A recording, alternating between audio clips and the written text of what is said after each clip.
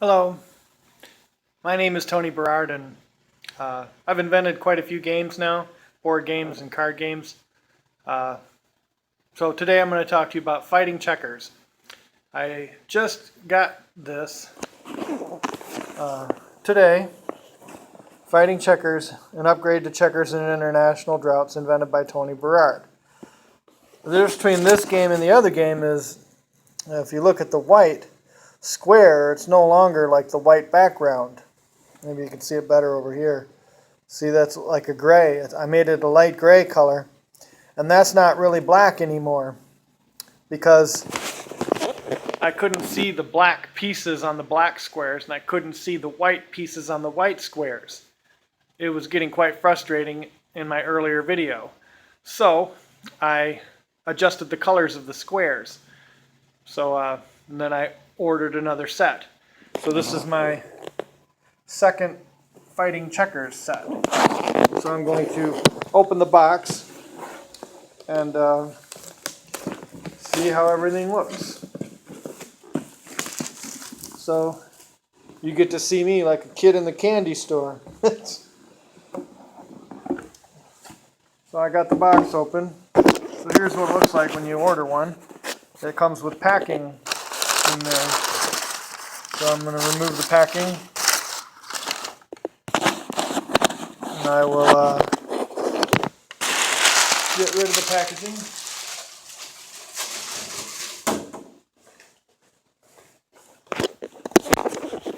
On my channel, you don't get, or you do get high quality technical effects and special effects wizardry.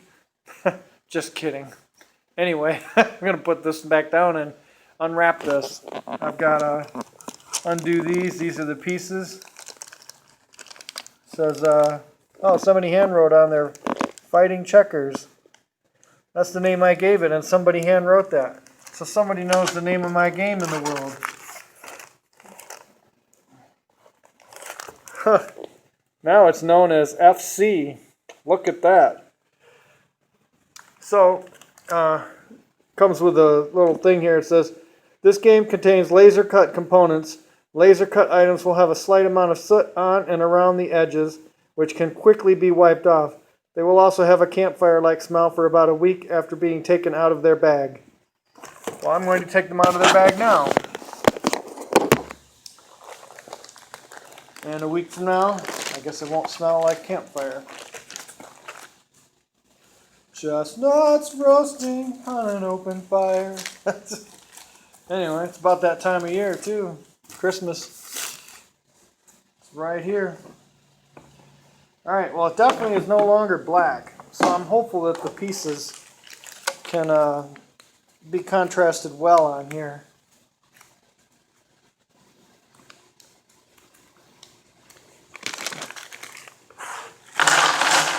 Alright. So I got her all opened up now. So these are the pieces. You're supposed to have 40 of these. These are the white cubes for white checkers. These are the black cubes for black checkers.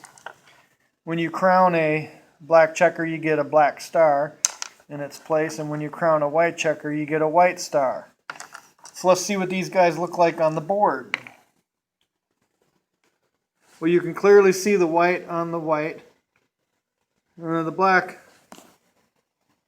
you can tell there's a difference. It's better than it was. I might dim the black down a little bit more. Yeah. Alright, well, we're going to talk about the game now. We're already 4 minutes in. Alright, so a checker, if this is the white side, white goes this way, black will come this way. And so this is a 10 by 10 grid. So the files are named A, B, C, D, E, F, G, H, I, J, and the ranks are named 1 through 10. So the files are vertical, and the ranks are horizontal. So every square has a unique identifier. A1. So this is the square A1. This is the square D3, because it's on the third rank. If you go over here, you can see rank 3. This would be E10, that white square. Alright, so white's going forward. And white can move one space in the 3 forward directions, here, here, or here. So white can move there, or here, or here. White can also do a vacant hop. So can black. A vacant hop is hopping like that. You hop 2, just like a checker, except there's nothing under it to hop over. That's called a vacant hop. And you can vacant hop in the 3 forward directions. Can't do it left and right. Or in the 3 backwards directions. And you can do a multi-jump. So let's say white's there. Let's put a few pieces on here for white to jump over. Let's say this was white. White can do a multi-jump in the same 3 forward directions. As long as you hop over your own piece or an opponent piece, you can do a multi-jump. You don't capture your own pieces, but when you jump over an opponent's piece, you remove it from the board. And that's how a multi-jump works. And if there was one more here, there could have been one more jump and then crown. So if you do get a piece to the end of the board, a checker, then you can turn it in for a crown. So the crown looks like that. It's a star, 5-pointed star. Because I'm using cubes instead of discs for the checker pieces, they don't stack too nicely. I mean, it will stack physically, of course, stacking blocks, but it's a little unwieldy in practical gameplay. But having a little star here, it's much nicer. Don't have to worry about it tipping over or whatever. And so, if you do get a crown, crowns are just like regular pieces, except they go in all 8 directions. So you can do a single move in any of the 8 directions. 6, 7, 8. Or you can do a vacant hop. A 2-square jump, just like that, in all 8 directions. So you could land here, here, or here. Or you can do a multi-jump in any of the 8 directions. Multi-jumps are pretty cool. So like if we have 3 pieces here, there's a black piece right there. You can jump, and then jump, and then jump. Like so. And I think I wrote some rules, I'd have to look them back up, about if you land back on the square you started, then that ends that jump. Something like that. I don't recall the rule. I'd have to write it, look it up. It's unfortunate. I invented the game. I can't remember the technicality that I said. I didn't want somebody to have... I remember the motivation behind it. I didn't want to get caught in an infinite jump. And so I found a criteria to terminate it. So it was probably, if you land on a square that you've already jumped over, then that ends the multi-jump. Maybe something like that. That's probably it. Alright. And so the game starts out with white having 40 checkers along here and black having 40 checkers here. So I'm going to pause the video for a moment and then resume. Okay. So I guess there is some TV magic going on here, me pausing the video, and then poof, the board is set up. So it only takes a split second, but really it took several minutes. Alright, so you can see the black pieces better, but it's still hard to see, you know, the black on the black. But even so, I can still kind of tell they're there. I couldn't even tell when they were black squares. So I think I'm gonna lighten them up a little bit more. Alright, so we're going to begin a game. White starts first, and white can move one piece according to the rules I've stated. So let's say white does this. Now it's black's turn. So black can move, okay, every turn from now on, after white moves once, each player must move once, and they have the option of moving twice if they want. So let's say black does this, and then that. So black moved twice. Now it's white's turn. So we have a little bit of a loggerheads going on here. So there's still no jumps that can be made over the opponent. So let's say white moves those two up. A jump and a jump. So now it's black's turn. Jump and jump. So now it's white's turn. Now black has a threat. It's not much of a threat to jump, jump. So, but he would just get jumped back. So it's a tit for tat kind of thing, but at least it would create some space. So now it's white's turn. So let's say white fills in the hole like so. So now it's black's turn.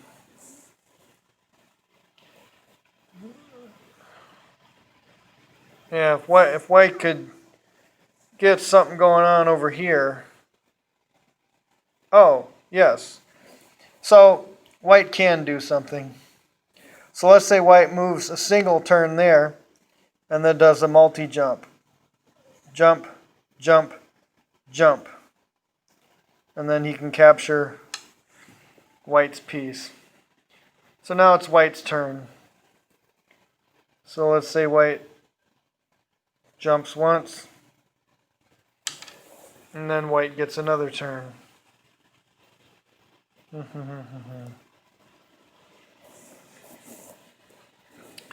Well, let's say white does a vacant hop. Now it's black's turn. So I guess I'll leave it there. You get the idea. I guess the main thing I'm getting out of this video is I need to dim down. I selected dark gray, but perhaps I should just manually dim it down a little bit. I thought that would be light enough to contrast with black. Oh, I guess I'll not shut the video down just yet. You can get this game at www.thegamecrafter.com. Crafter is C-R-A-F-T-E-R. It's not a word, but for them it is. That's the name of their company, The Game Crafter.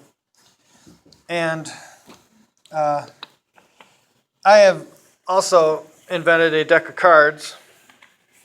It's called the Colors RSP deck of cards. I've made a few videos on this. That's rock, scissors, paper. RSP stands for rock, scissors, paper.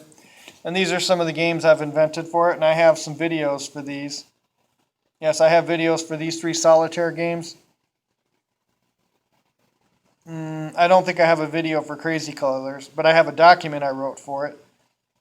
I have a document that's partially done. I haven't published it yet because it's not done yet. That's Hold'em Colors. That's going to be the poker version of this deck of cards. Bridge, Modern Colors Bridge. That's this. I have a box of this. Modern Colors Bridge. It's a very nice game. It's at least the equal of bridge, probably better than regular bridge, but I might be a little biased. Each player, there's 6 players, and each player gets these colored dice, and this is the judgment die. I've already done a video on Modern Colors Bridge. These are the bidding mats. There's 6 of them. 6 players, 6 bidding mats. So anyway, this is what you get when you buy Modern Colors Bridge and the deck of cards. So, and then there's another game I invented called Red Rock. I have a video for that.